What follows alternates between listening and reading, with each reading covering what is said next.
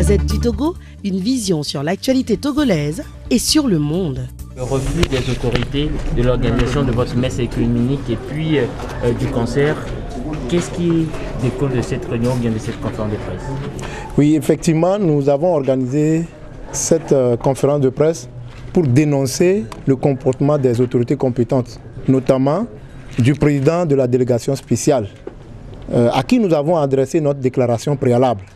Le président a pris acte, mais à la veille, je dirais à l'avant-veille même de notre manifestation, il nous envoie une lettre pour dire que notre manifestation n'est pas autorisée selon les informations que lui il a reçues et qui soient de nature à troubler l'ordre public. Nous disons que dans les formes et les délais, le président de la délégation spéciale n'a pas respecté la loi du 16 mai 2011 qui impose aux autorités de prendre une décision soigneusement motivée avant d'interdire une manifestation et non pas le faire par une simple lettre, une simple correspondance qui n'a aucune valeur juridique. Ensuite, de le faire 72 heures avant. Et dans le cas d'espèce, une manifestation qui est projetée se tenir un dimanche et un vendredi à 17h17, on vous envoie une lettre pour vous dire que vous n'êtes pas autorisé à le faire. C'est de l'arbitraire, ce n'est pas normal. Alors nous nous sommes sentis tout simplement comme si nous étions des citoyens de seconde zone, alors que le Togo, c'est notre patrimoine commun. Certaines personnes ne peuvent pas se comporter comme s'ils ont un titre foncier sur notre pays et que d'autres ne sont venus qu'emprunter la terre de nos aïeux. Nous pensons que ce n'est pas normal et que ça conduit à des frustrations qui, normalement, causent des troubles parce que lorsque vous êtes poussé à votre dernier retranchement, lorsqu'on vous frappe et on vous refuse de pleurer, nous pensons, et je pense à juste titre, que ça n'est pas de nature à créer un climat de paix.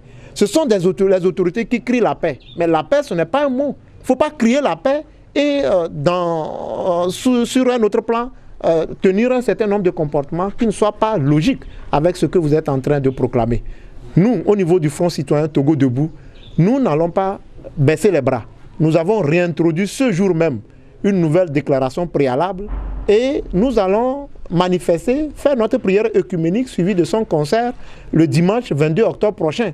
Nous ne savons pas comment des prêtres, comment des pasteurs, comment des imams qui sont appelés à une prière œcuménique peuvent troubler l'ordre public. Comment des artistes qui sont venus pour chanter, pour animer un concert, peuvent troubler l'ordre public. C'est tout simplement un refus.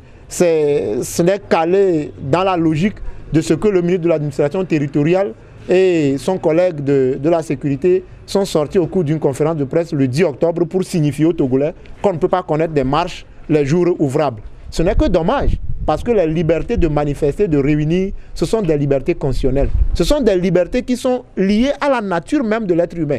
Mais je dis et je répète, on peut interdire, on peut refuser, mais les gens vont manifester. Parce qu'en réalité, disons-nous, prenons le mal par la racine, les Togolais en ont ras-le-bol.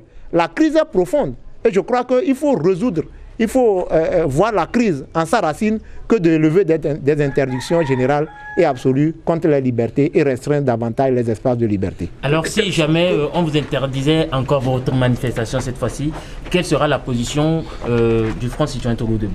Le maire a dit qu'il y a risque de trouble à l'ordre public. Nous aurons préféré que le maire appelle les organisateurs et qu'il puisse discuter avec ces organisateurs, leur signifier les informations en sa disposition qui soient de nature à troubler l'ordre public.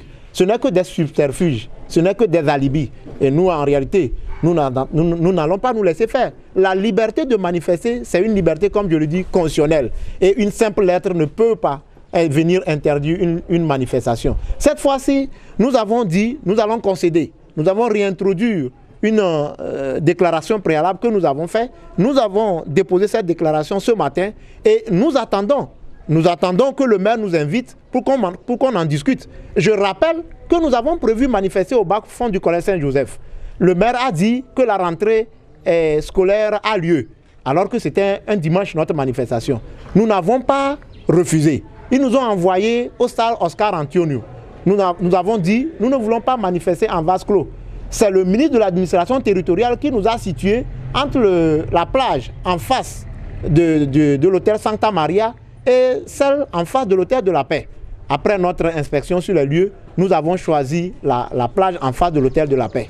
Et nous ne pensons pas que lorsqu'on nous a poussé à notre dernier retranchement, nous avons choisi un emplacement que vous-même, vous nous avez imposé et que vous veniez interdire la manifestation. Je crois quand même que ce n'est pas normal. Nous sommes tous des Togolais. Ils sont dépositaires des pouvoirs publics. Il ne faut pas qu'ils pensent que le Togo est une propriété privée à eux. La Gazette du Togo, une vision sur l'actualité togolaise et sur le monde. Rejoignez-nous sur le www.lagazettedutogo.com ou sur nos comptes Facebook, Twitter et YouTube. Pour tout contact, écrivez à contact@lagazettedutogo.com ou appelez le 92 80 88 53. La Gazette du Togo, c'est l'information en continu.